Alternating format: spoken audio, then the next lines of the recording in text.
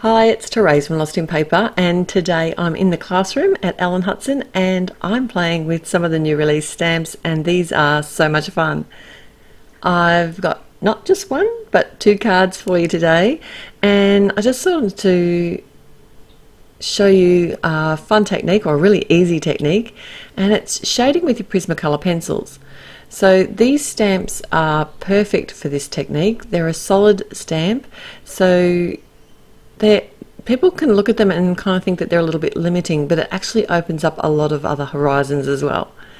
So what I'm doing today is creating two very clean and simple cards, and I'm starting by stamping out the background directly onto my card front. This is a top fold card using some Altenew inks, and the classroom will have all of the products that I've used today listed there, and the link will be in the YouTube description below. Now, I thought it'd be easy just to do all my stamping first. So what I've done is chosen colours that I think would work really well with these images. This set is called Snailed It. It's hilarious and has some really fun, funky kind of designs that just make me smile. Alright, so to add the shading, on the background, I am just going to do it very lightly. I didn't want the background to kind of be the focus, so I have chosen some Prismacolor pencils that are very similar colours to the actual stamp colours or the ink colours that I've used, and just basically working where I think the shadows are. So this toadstool, obviously it's going to be a little bit rounded, so I'm working sort of more on each side of the actual image and then sort of drawing the colour in. And I'm doing with the beneath the toadstool, I've just used like a kind of a warm grey colour, and adding some really light shading along beneath it and along the stem as well. So the snail itself is kind of the focal point of the card, and like I said, very clean and simple cards today. And I did stamp it in a fairly dark colour because I do want it to stand off, off the design, and you want to be able to see the image. So I really just added some darker brown on the edges of that just to make it look a little bit rounded. And for the snail itself, I just came in with the warm greys again. I'm not using any Gamsol or anything, I'm just actually using the pencils to blend with themselves and using a light hand because I can always come back and add more colour. It is harder to take it away. Although you can use an eraser, it's just easier to add less colour and just keep building up on them. I've got the matching dies here, and I'm going to cut my images out with the both at the same time. I made sure that I spaced them far enough apart on the piece of cardstock that I could cut them out at the same time. And then I'm simply just going to pop these up on the front of my card. That's as difficult as this card got. It's very simple, but a real fun design. And I've just got a couple of photos, close-up photos, showing you some of that, the actual shading there.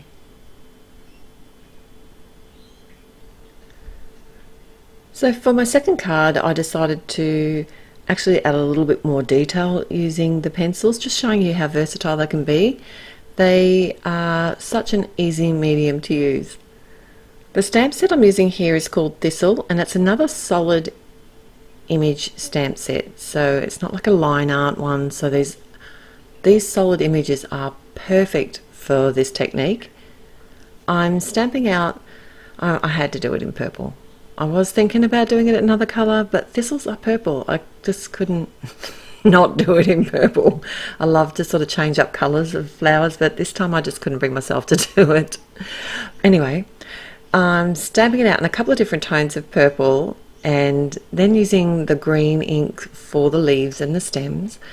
And I'm not too worried about the stems of the flowers because I can actually draw those in later, and that's one of the great things about these pencils, is you can actually use them to add these details without getting too sort of wound up in the stamps themselves. So this is a panel of cardstock. It's cut to the same size as my card front.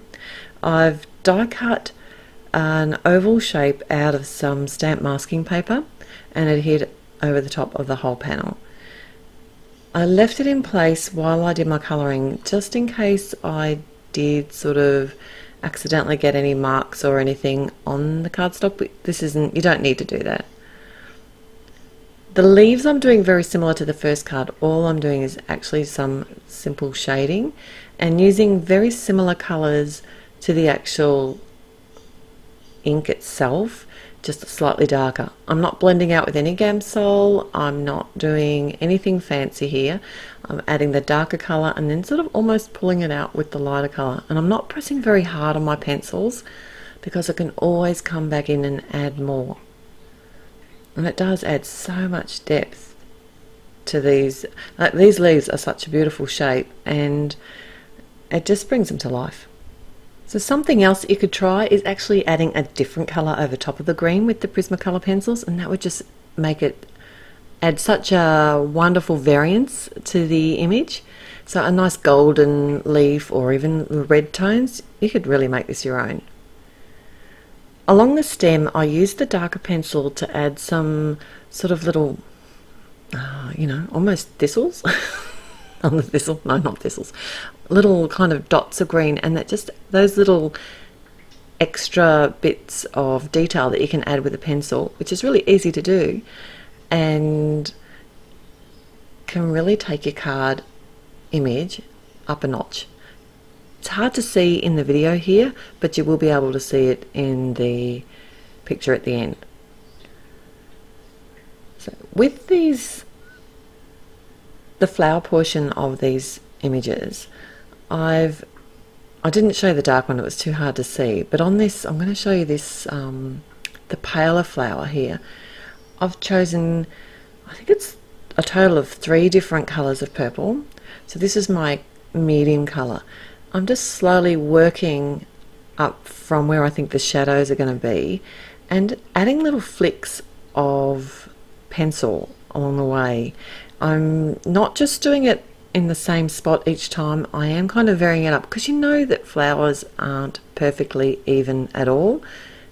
Then I'm coming in with the lighter colour, which is almost the same colour as the ink itself, and adding some more flicking motions and just slowly working my way all over this flower. It doesn't look much yet, but it does actually change the whole look of the flower in the end. Just bear with me.